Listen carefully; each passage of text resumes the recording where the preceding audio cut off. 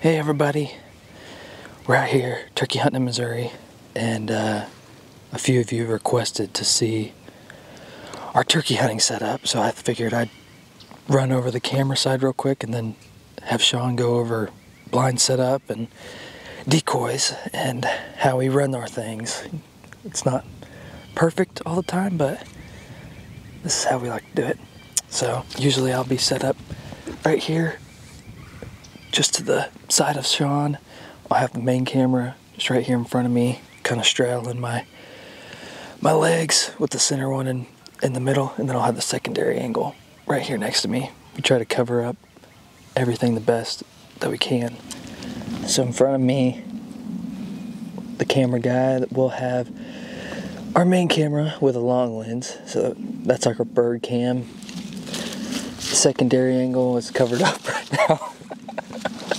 We'll have a wide angle lens, and that just gets Sean's reaction, him drawing the bow and everything.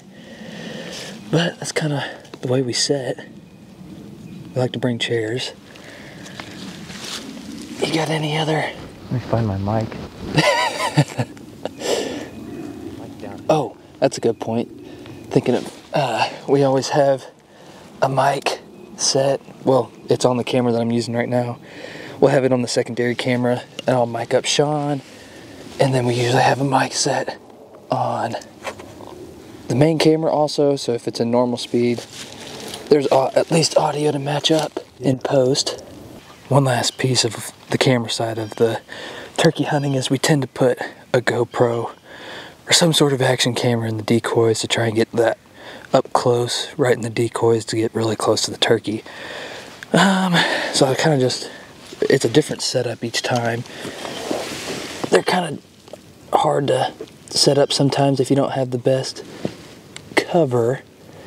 So this one we just propped up on a stick, and we're facing it towards the decoy.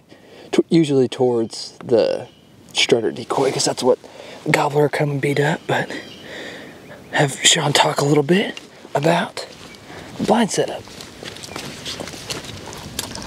Alright, so from the hunter's perspective, typically always set up the hunter in an ideal situation right up in front of the camera. Probably, I don't know, Chandler's probably like 2 to 3 feet away from me, maybe a little bit further if we had the opportunity, but we always try to sit up against a tree, just like most hunters would that are turkey hunting on the ground. And so with him being right there, I'm a right-handed shooter. I typically want him to be set up over my right shoulder being closest to him. So if I were a left-handed shooter, like my dad is, I'm typically set up on the opposite side of him. So he's facing this way, means I'll be set up on his left shoulder. That way we get that secondary camera angle right over the shoulder of the bow hunter.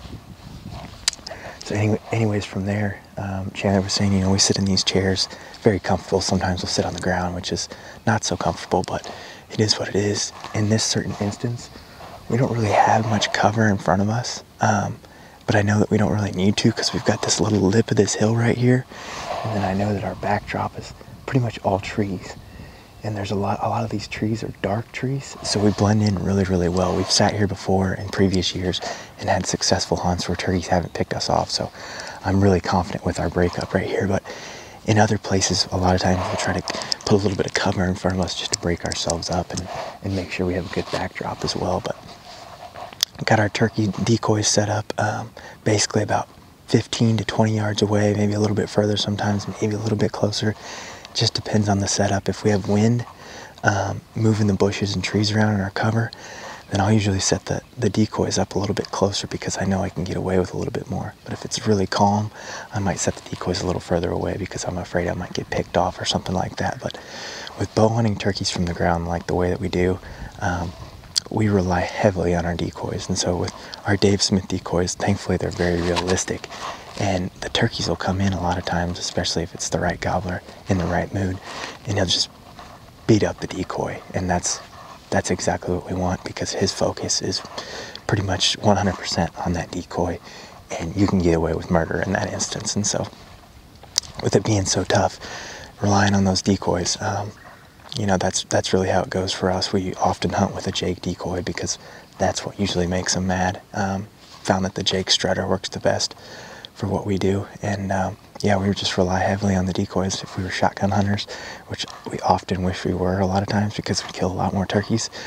We'd probably just use hens more often than not, and or even not decoys at all. But bow hunting from the ground heavily relies on these decoys. And yeah, this is our setup for the most part. I typically hide my bag back here, have another arrow ready, because sometimes I tend to miss or even hit the decoy like I did last year. But yeah, hopefully this helps you guys out. And this is our typical generic setup from the ground bow hunting turkeys. If y'all have any questions, leave a comment. We'll try to answer the best we can. Yep.